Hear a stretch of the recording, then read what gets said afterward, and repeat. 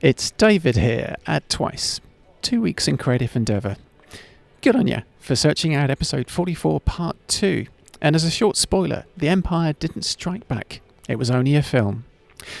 For your listening pleasure, I haven't edited our guests, Marianne and Murdoch's important and entertaining stories any tighter than usual, which is still quite a lot. There's also some warm-up side swipes at the end, and you do listen to the end, right? Be pleased as always to hear your feedback on Twitter or Instagram at Twice Podcast. He's way more polite than me. Am I? Way more maybe. polite than me. Way more diplomatic.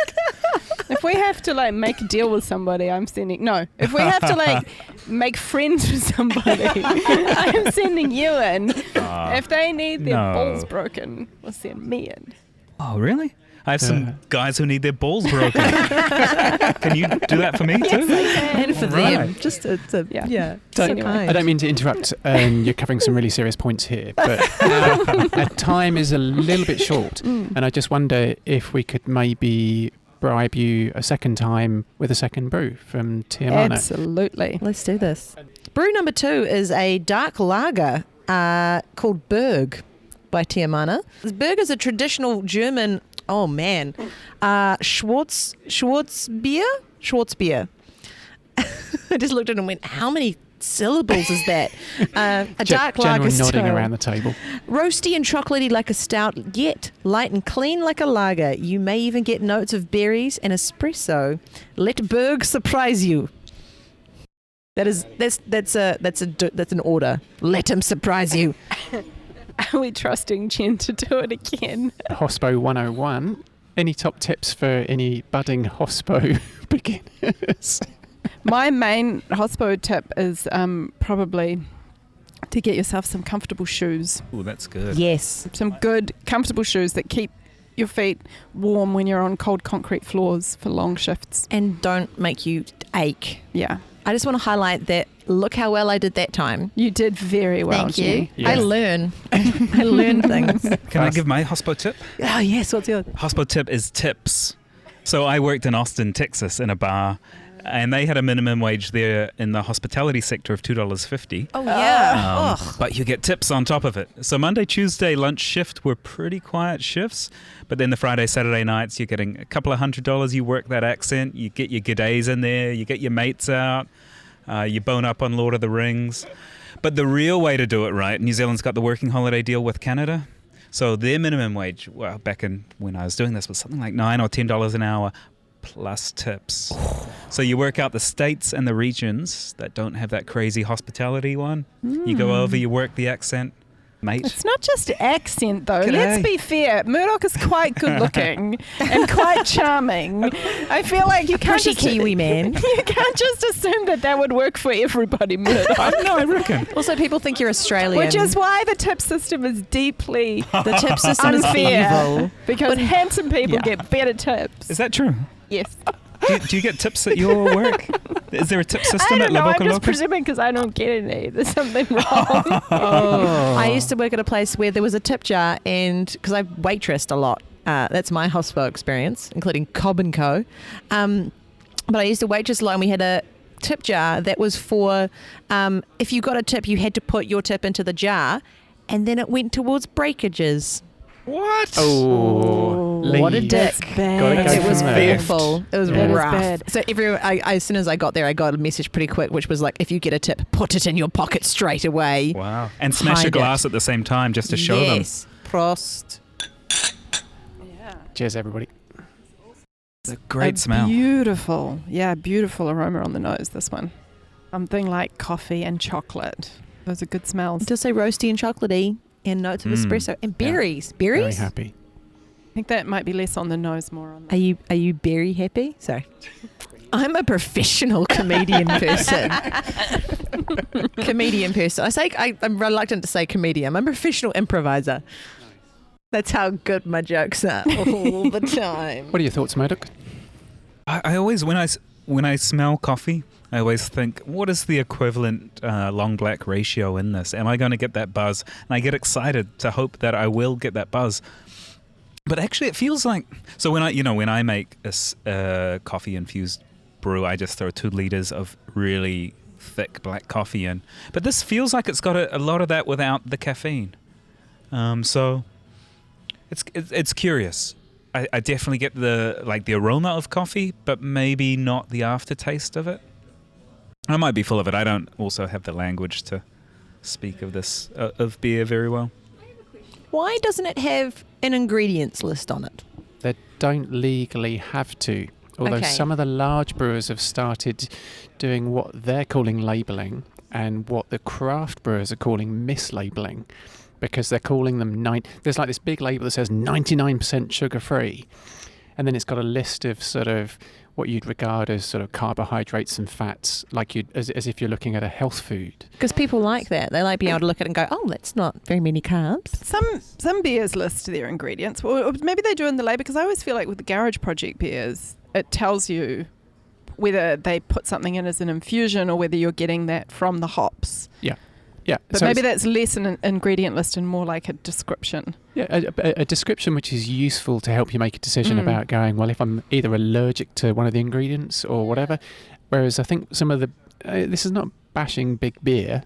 Okay, Go on, it is slightly bashing big beer. Big beer. They can take it. Yeah, I think they'll survive. Yeah, totally. They're going to be fine. They're never going to sponsor us anyway. But it's that sense that they're going for the marketing angle and they're not looking after the customer first. Whereas what I love about independent craft brewers, Tiamana, Garage Project, occasional brewer, don't even sell publicly, but allow you to do small batch brewing in town, is that they're just sort of, here's the process. We're being completely open about it. Yep, we'll fly the hops over fresh from Nelson region, and we'll just show you, and we'll be transparent. And I think it's, without wanting to dive straight back into the conversation we were having before, I love the transparency about both your organisations. You know, Action Station, yep, we got a grant to set up. Our annual costs are about $300,000 a year. And it's like, not quite front and centre, but it's really easy to find out. I don't even have to ask, how do you get funded? It's already there. Transparency is wonderful. I think that transparency helps bring people along as well, because if you go, this is how we do what we do and this is why we do it and this is how we made these decisions, no one has reason to question your motives. It's so important. I mean, and the area that we work in, it's so important. So just to give you an example, which I think is okay to talk about publicly, we just recently did this report on the state of mental health in New Zealand, and it was an idea that came from a couple of mental health advocates, a psychotherapist called Kyle McDonald and comedian and Mike mental health King. advocate Mike King. What a guy. And so they came to us with this idea. We'd worked with Kyle previously on other campaigns. He's just a guy that wants to change the world and has lots of really great ideas for that. Just a guy. Yeah, he's just a great guy. But so we thought, yeah, we'll run this campaign. And it turned out to be a much bigger job than we expected, and particularly we got a lot more submissions than we expected, and I was really struggling to do the analysis, to basically do a full qualitative analysis on 500 narrative submissions. That's a PhD. Yeah, on top of working basically already a full-time job, because it wasn't built into my work plan for the year at all. It sort of landed on top of it. You just can't say no, can you? Well, I can't say no to something about mental health. That is true. That is a real passion for me. But there was a point when we realised if we had some money, we could hire a researcher to do this, and that would take stress off me. And we had one of the unions offered us some money because they represent people who work in the mental health sector, and they knew there were problems in the sector. And we had to say no, because the reason that we couldn't take money from that union was that our report needed to be completely without any possible suggestion that I had been influenced by that union in the conclusions that I reached about, for example, whether the problems in the mental health sector are all about a lack of resourcing, or, as I in fact found, partly about some entrenched problematic attitudes amongst the people who work in the sector. And so for us, we have a very limited range of places we can take funding from, and it's our members in small amounts. A couple of grant organisations. One is the J.R. Mackenzie Trust, who give you money and really have no agenda other than supporting, good work on very few strings. Yeah, really very few strings, almost no strings. But yeah, we have to stay away from unions that are aligned with political parties, from corporate brands, really. From anyone who might have a motivation for your answers being a particular way. Exactly. And, you know, if we took money from a brand, then what happens when somebody wants to run a campaign, you know, focusing attention on that brand? So the transparency is absolutely essential to us. We've only ever worked with one corporate brand, and it went through a 4-month process for my board to approve it, and they went through a full investigation into the ethical practice of this brand, and the brand is Lush Cosmetics, who we did the campaign with. So yeah, the ability to be independent places a lot of difficult constraints on how we can fund ourselves, but it's worth it for being able to say nobody influences us apart from, you know, our members influence us. Murdoch, I've got to ask you, we will get back to the beer in a second because we must do some final ratings and all that kind of stuff. But how do you afford to deliver your campaign? Is this purely voluntary effort, or are you getting some background support somewhere? I mean, the campaign's been running for 4 years, and it has been through the support of a PhD scholarship that most of my work is that I haven't had to worry about money for it. It's been really research intensive. But we have had a budget, totally all up, our budget would have been about probably $50,000 over the 4 years. And part of that was I got a Quaker Peace Service Aotearoa New Zealand Loxley Award, which they give out every year to someone doing work for peace. And that allowed me to work full-time last year for 6 months. And then we did a crowdfunding campaign and got $12,500 earlier this year, and then Lush has given us some money. So, and actually private donations from all sorts of people, some who wouldn't want to be named because they work pretty closely in the area and shouldn't have opinions or shouldn't be paying this But money. Quietly they do have opinions, and it's awesome that they gave you money. Yeah. So good on them. I mean, we don't have a huge amount of costs because You live a very modest lifestyle. I'm a decadent human. I bet you've got a titanium bicycle with those lovely sort of brazed lugs and all the sort of fancy tyres and stuff. Imagine, right? Whatever. I should show you my bike. Yeah, I got it back on the road, replaced the cogs at the back recently. It's a new animal. Nice. But mostly it's...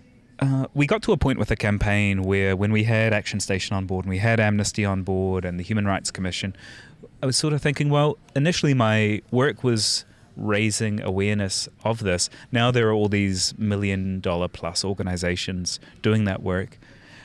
So we realized that the strength of the campaign was research and being a trusted independent voice. A little bit like Marianne was talking about before. And that's what we had to focus on. And that stuff costs time, but not money. So it can cost money, but if it's sort of you doing it and you've got income from other means, then yeah, it can be Totally. this time. It's so common for people who do this sort of work and to do, my background is creative work, but we go, it's all right, I can spend 4 hours doing this thing and forget that actually maybe someone should pay you for your time a little bit. And I also think it changes as you get older. I'm just going to throw that in the mix. As a woman, as a 45-year-old single woman, there's a point in my life now where I'm aware that my ability to sustain myself when I get to a point where maybe it's not easy for me to work, I need to anticipate the possibility that my health won't, hold up. So I'm actually at a point in my life where I need to not just make enough to live on, but make enough to put aside money, because I'm absolutely not expecting any. I think we should have good government support for people when they But don't retire, hold your breath. But I'm not holding my breath on it right now. Yeah. So I do think I think it's an important conversation to have, because sometimes it's an uncomfortable and awkward one, because I have built, with the help of other people, but I've built Action Station in such a way as I can earn, a decent living. It's, certainly I could be making a lot more money if I took the same skills into the private sector, but I'm not scraping by the way that, unpaid activists are. And that was a choice that I made because I was over 40, and I was like, I'm a single woman over 40. Nobody else has got my back on this. I need to. So it is an interesting conversation around, being paid for this work. And now the distances increase, the mountain runs are longer, and you just spend more time hitting those trails. Yeah. How does that work? Well, I just read an article yesterday which was about the fact that women have only really got involved in ultra marathoning, ultra distance events, both in mountain biking and trail running in any numbers that you could sort of think began to be statistically interesting in the last sort of 10 or 15 years actually. And as those numbers are slowly building up to a point where you can start to see patterns of performance, women are starting to perform at the same level as men over the really long distance. And the report that I saw was drawing on a bunch of research that suggested that the harder the race, the longer, the more just difficult it is, the more likely women are to be able to outperform men. So that's my goal, firstly, is just go for the hardest, longest, toughest race.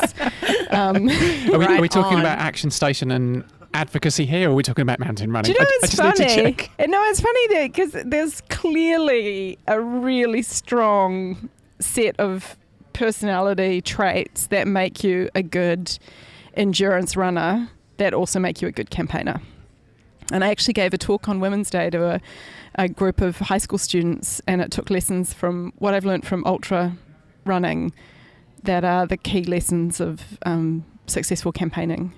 Because, they're about, for me, the things that if you forget to do it in your campaigning, you will hit the same wall that you'll hit in ultra running. Everything from, having a good plan to remembering to eat and drink. Effective hydration. Yes, Cheers. absolutely. Yes.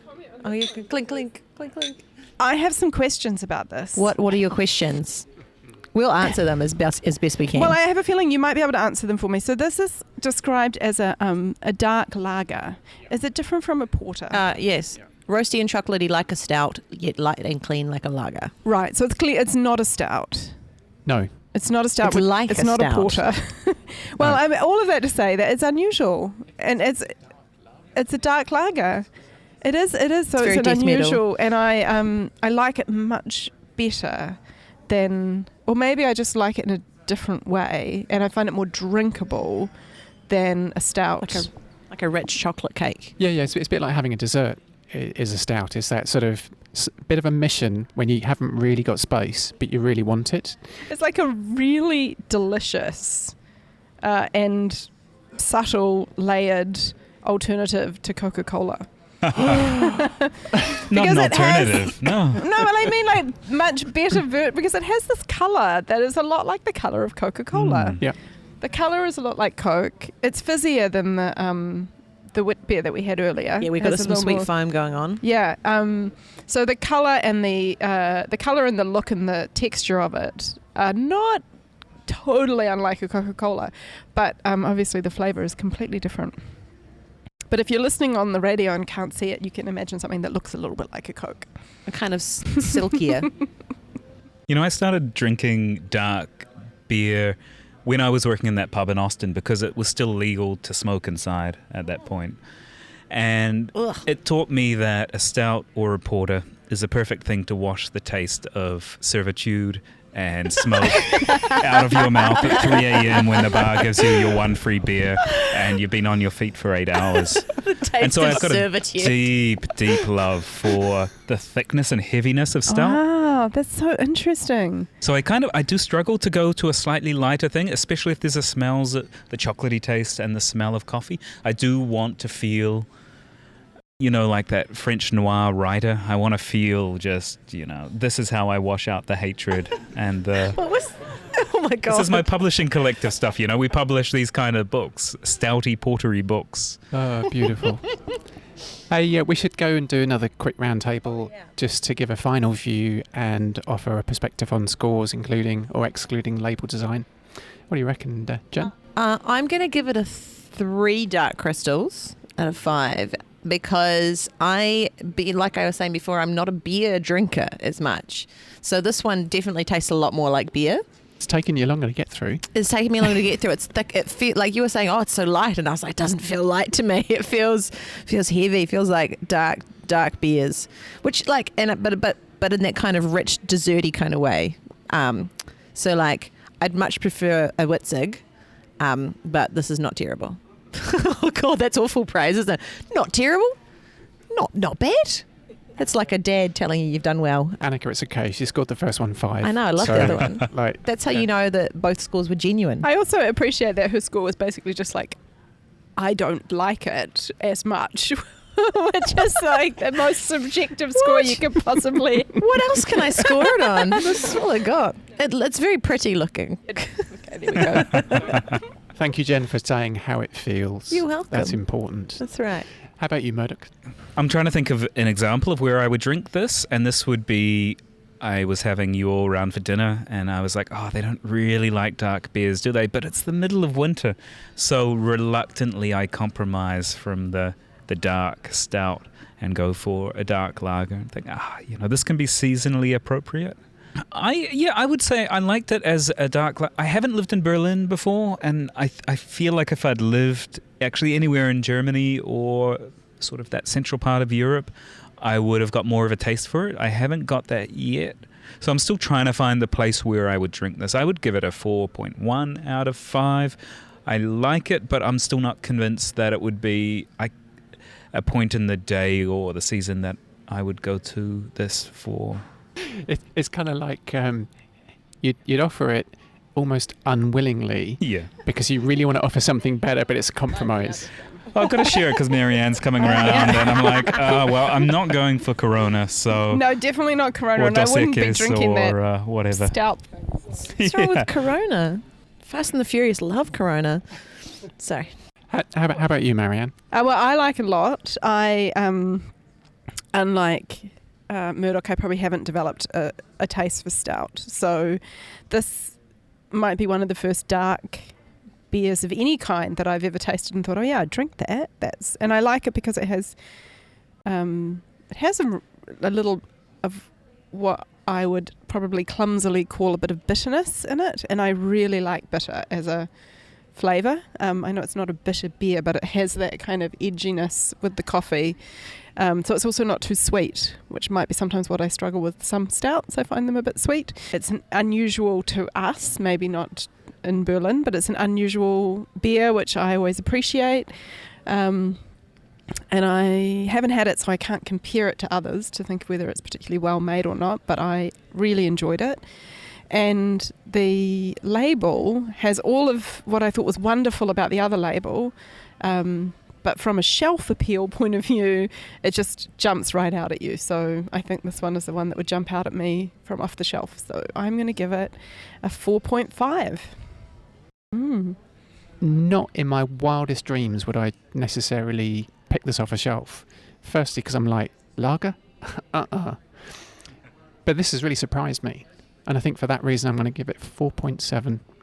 4.7? It is. Well, that is one of the highest scores I've ever given a beer. That is impressive. On this modest bootstrapped show that... and I gave it a 3. No, it's all good. So, no, great work, Annika. And thanks again for your support. Yeah, thank you. Yeah. I really enjoyed both of them.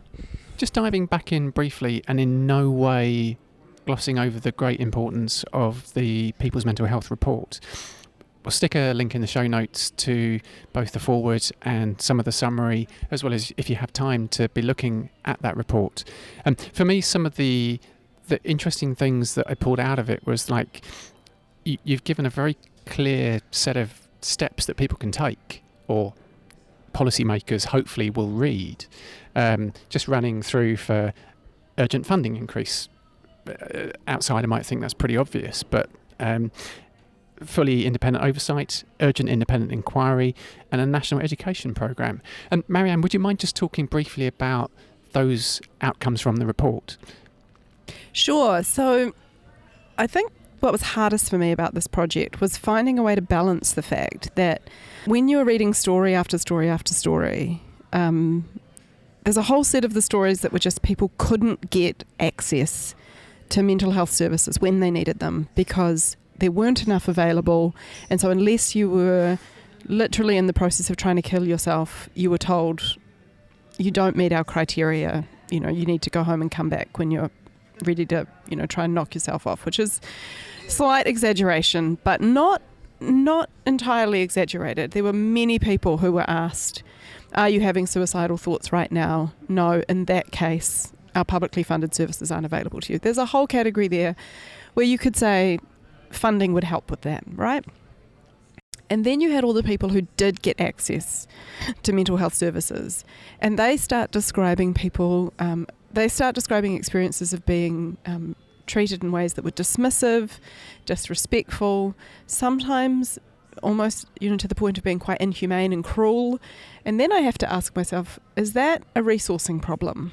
If you put more money into that, are those people working in the mental health system who are overworked, under-resourced, hugely stressed, and therefore treating people in ways that are not respectful? Or is there something else going on? And where I got to, and I didn't just read the 500 stories, I did 12 in-depth interviews with people who'd submitted stories, and then I went and talked to people from across various perspectives in the sector, and came to the conclusion that it was more than just a lack of resources, that we still have in our mental health system in New Zealand some fundamental views about kind of the capacity and credibility of people who are experiencing mental distress or extreme mental states. That means that those people can still be treated in ways that are really harmful. So that's where the second, well actually it's the second and the third recommendations come from. So the third one is about the need for a review of the whole system. And the last time we did that is a long time ago. Really, last time we did a major review of our mental health system is probably in the 90s.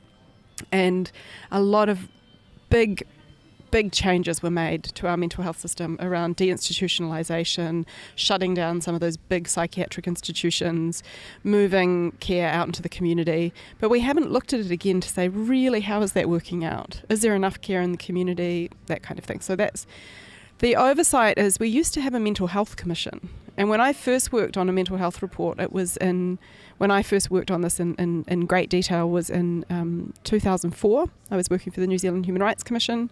I worked on a report around the human rights of people in the mental health system.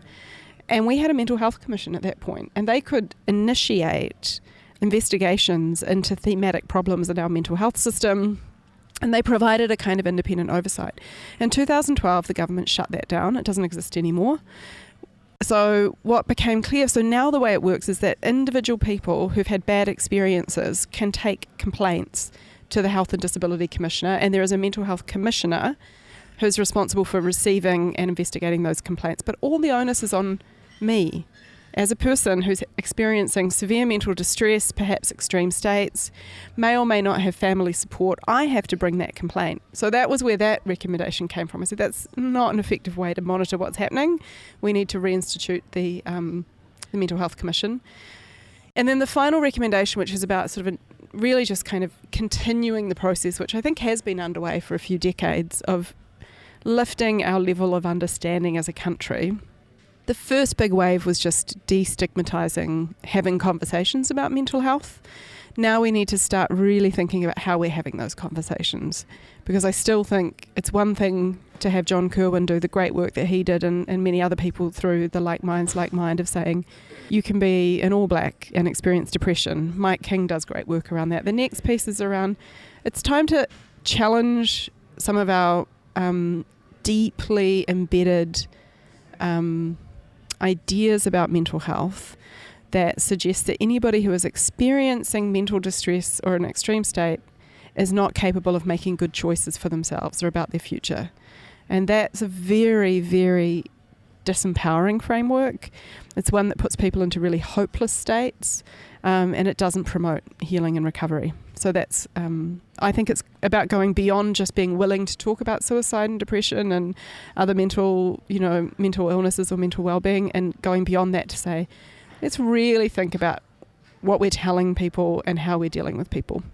Is it also around recognizing that there's different levels of mental illness, and you could have depression but still be able to go out and do your shopping one day, and that doesn't mean that you're fully recovered? I'm thinking about the stories that I've heard from friends who've had to deal with wins and proving that they're unwell and having to, go back in and, I guess that's the general sort of sickness benefit thing of going in and being like, here's another medical certificate, still very sick, but just the act of being able to go in, they go, well, you made it here. Why?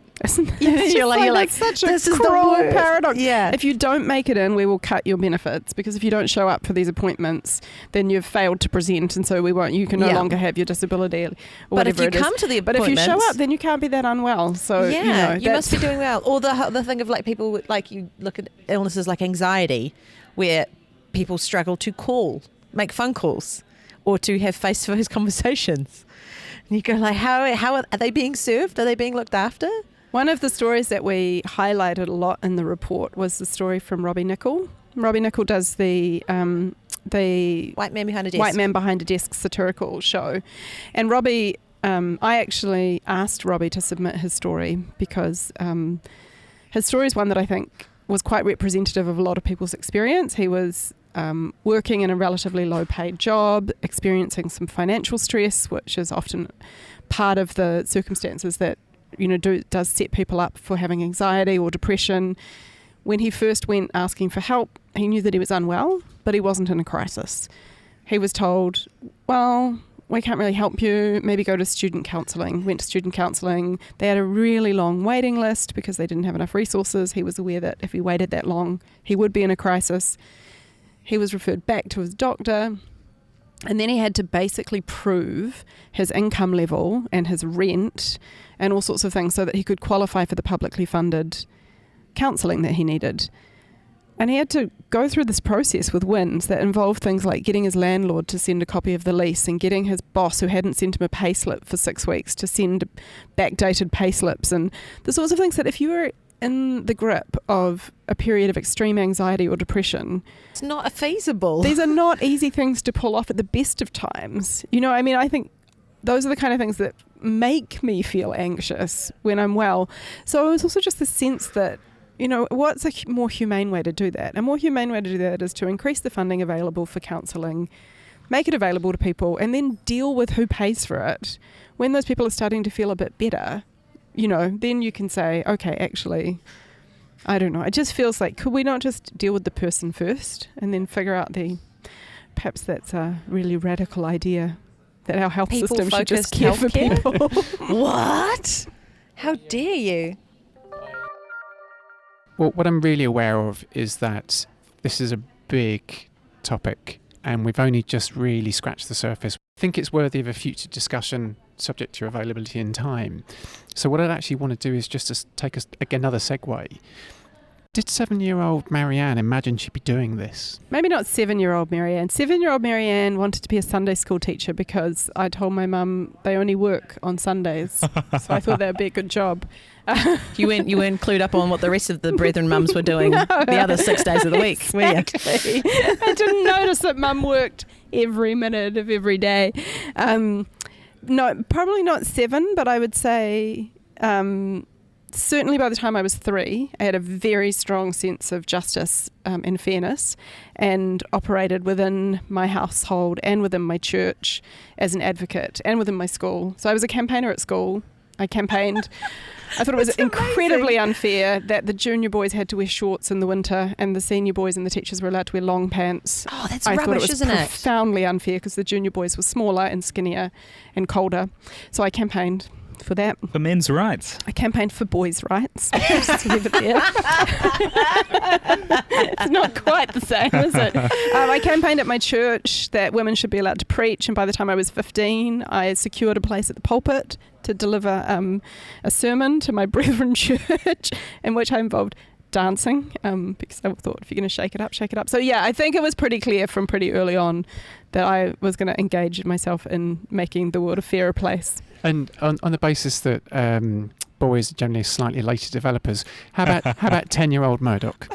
Oh, I grew up like Marianne's she grew up on a farm. I grew up in a farm in the middle of nowhere, going to a primary school, not even a village nearby. It was in a paddock, basically, in South Otago. And I don't know, it was blissful, really blissful and beautiful, but I had no idea. I was just some kid who was growing up on a farm in the middle of nowhere. So 10, I don't know. I don't think I wanted to be anything. But yeah, at least that's how, maybe my memory's sharp, but I was a pretty normal kid.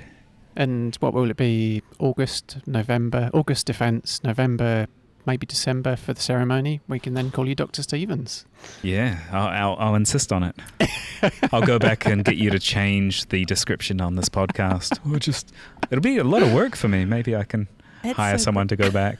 Nice. You get to put it on your tickets now as well on the plane. Yeah, Although but then if that's you the do problem, that, right? then they go, is there a doctor on the plane? And you go, yeah, but That's not what you want, is I'm it? not going to help you out.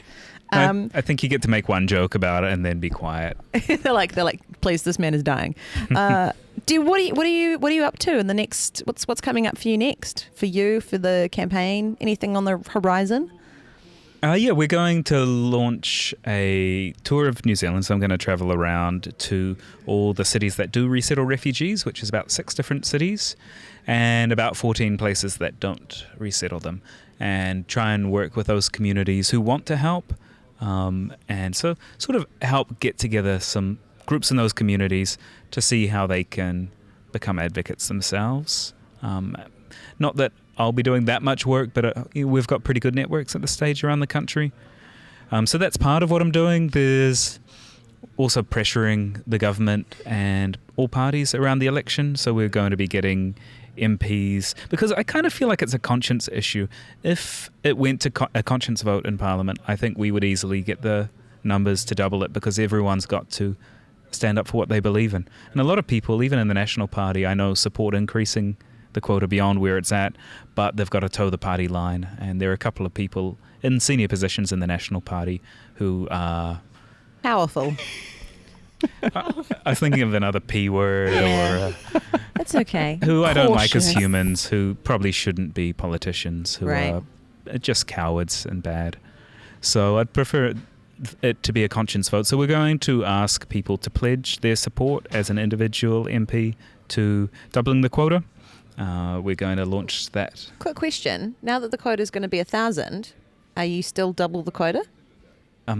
So the quota's growing to 1,000 in July 2018. Oh, okay, great. By then I'll be on a beach somewhere with my doctorate on a palm tree. And, that's what happens when you enter academia. That's what I've heard. Whoa, it's lucrative. Who's entering academia?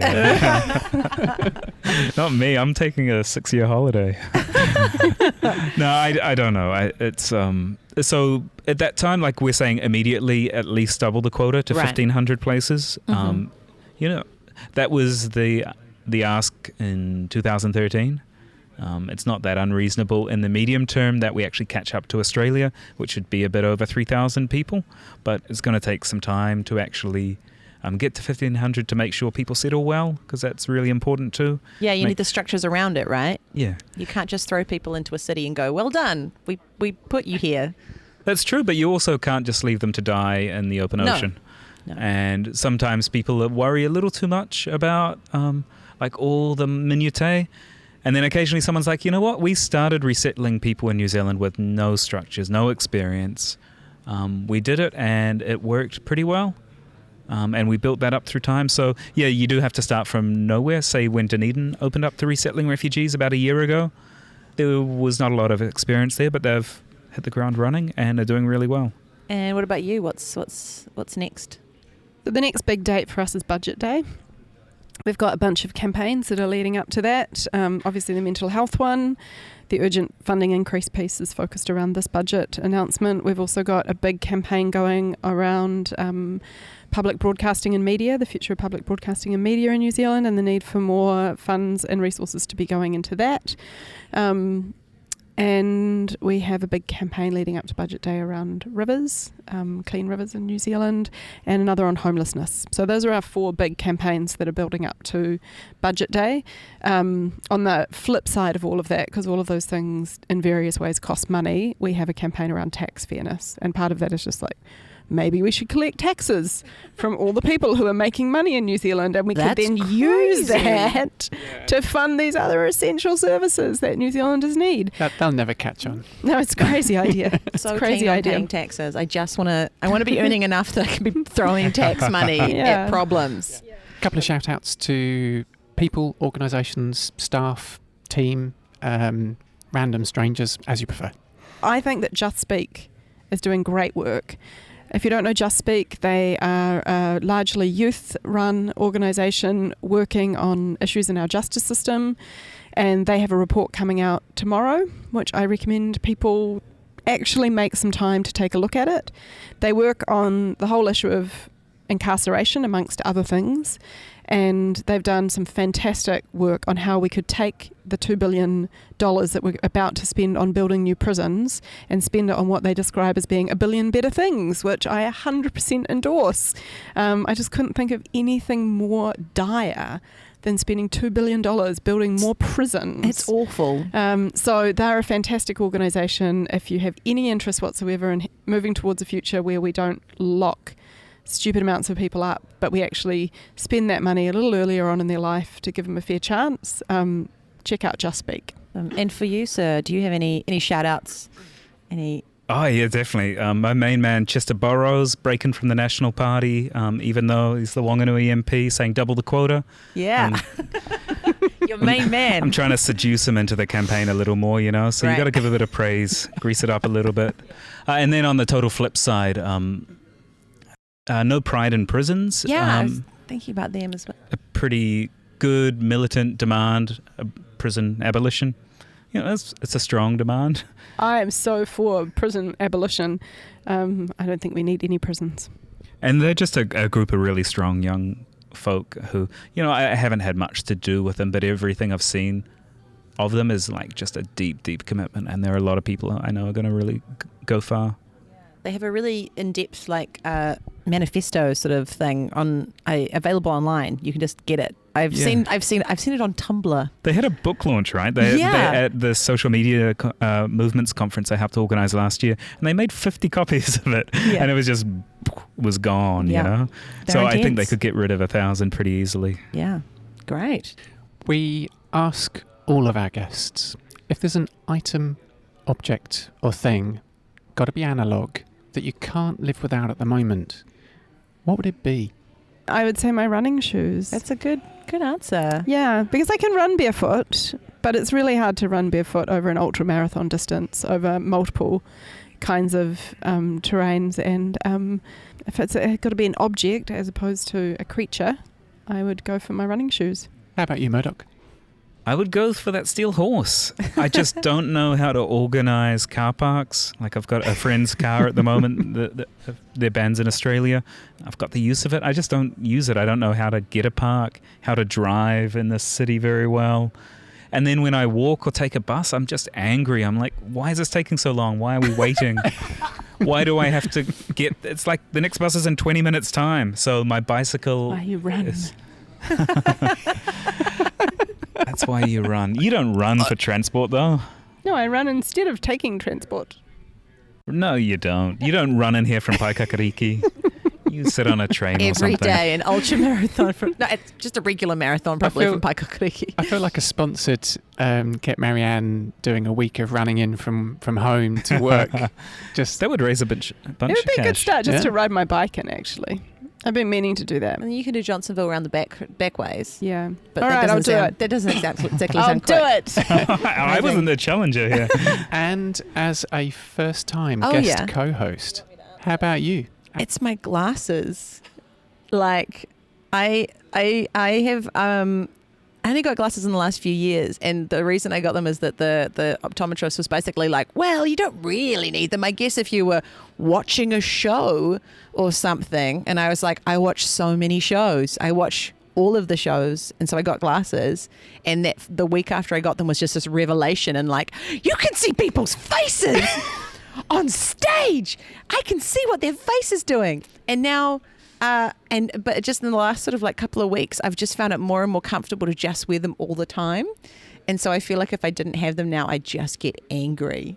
Oh, fair enough. And yeah. we don't want angry Jen. No, We want a I'm happy terrified. Jen. When I get angry, I laugh. It's really confusing. My husband hates it. Marianne, where can we find you professionally, personally online? Yes, so Action Station is at actionstation.org.nz. If you're interested in the mental health thing, that's People's Mental Health Report, or one word, .com. that one, just to be tricky. And obviously Action Station is both on Facebook and on Twitter. We use Twitter mostly to talk to journalists, so don't expect a lot from us there. But Good Facebook is super good place to stay in touch with all that we do. And then personally, I'm on Twitter at Zen Peacekeeper. And I do have my own website, but it's been neglected for the past couple of years. It talks a lot about your theatre career. Yes, that's right. Nice heckle. How about you, Murdoch? The Doing Our Bit campaign is doingourbit.co.nz. I think on Facebook we are pretty easy to find under that moniker as well. Are you double the quota on Facebook? Or is it I think Doing Our Bit / double NZ's refugee quota. Great. I don't know, it's a mouthful. We've got a double-barreled brand. One is about fairness, one is about ambition. Oh, right. On Twitter, it's sort of a mix-up between the Doing Our Bit. I think it's at Doing Our Bit NZ, but it's with my name, Murdoch, with a C and an H. We haven't talked about it at all, but I publish books as well. So lawrenceandgibson.co.nz, some grim fiction and cultural satire. And how about you, Jen? Where can we find you online? I'm Jen Thinks Harder, at Jen Thinks Harder on Twitter. I also have a website, jenniferosullivan.com. That's my main things. I have some other website-y things, like I ran a newsletter for a while, but studying has just completely taken it apart. Like, I'm not doing anything that other people should look at right now, except for my teachers. Having done a bit of background, all of you have very insightful, from a professional perspective, Twitter feeds, but also some very entertaining bits as well, just peppered in amongst there. Very, very human and authentic. Oh, the other thing that people can find is my own podcast, which I did during Fringe, What's Your Jam, which is whatsyourjam.nz. And I haven't done any more episodes again, but there is 21 episodes already, so go listen to some episodes. Hey, you can find Twice, 2 Weeks in Creative Endeavour on Twitter at Twice Podcast. On Instagram, Twice Podcast, funnily enough. You can find me on Twitter sometimes at David_Binstead. And also, if you still use email, you can find us at twicepodcast@gmail.com. It just leaves me to thank, firstly, our supporters and sponsors, BizDojo for venue and mysterious other support, our Patreon patrons, US crowdfunding website, which help pay for our monthly hosting, which is great. And also Tiamana Brewery, Annika, for the brews that she supplied today that we so enjoyed. And it also leads me to thank my guest co-host. Jen does think harder. I do. I think so hard. And thank you, Marianne Elliott, for being on the show. Thank so you. lovely to talk to you again. I know, we should do this all the time. Let's just make a podcast that's just, great. Yeah, this is super fun. And also thank you to Murdoch as well. Thanks. It's been lovely being here. Yeah, you've been super cool about the fact you, for the last 20 minutes, have needed to shoot off. And you're just just hanging there, just looking super cool. So, I would not even be able to tell that. Murdoch's like my chill little brother. Do you have a little brother? No. No? That's why you get to be it. Yes. That's so nice. Yeah. I'm like his highly strung, bossy big sister. I don't have a big sister. I've got 2 little sisters. It's pretty fun being a big sister. Nice bit of guest love. And I'm going to hand over to Jen for the last word. Last word of the week. My last word of the week is never give people the impression that you need to be somewhere else. This felt relevant. I always have to be somewhere else. Time is money. Give them your full attention. Very busy. People focused. Beautifully done. What Thank a lovely you time. all so much. I've still got beer left.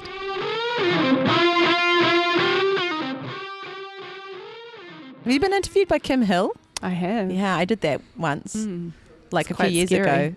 I managed to we spent the whole time talking about women in comedy and how sensitive men are about being told. Yeah.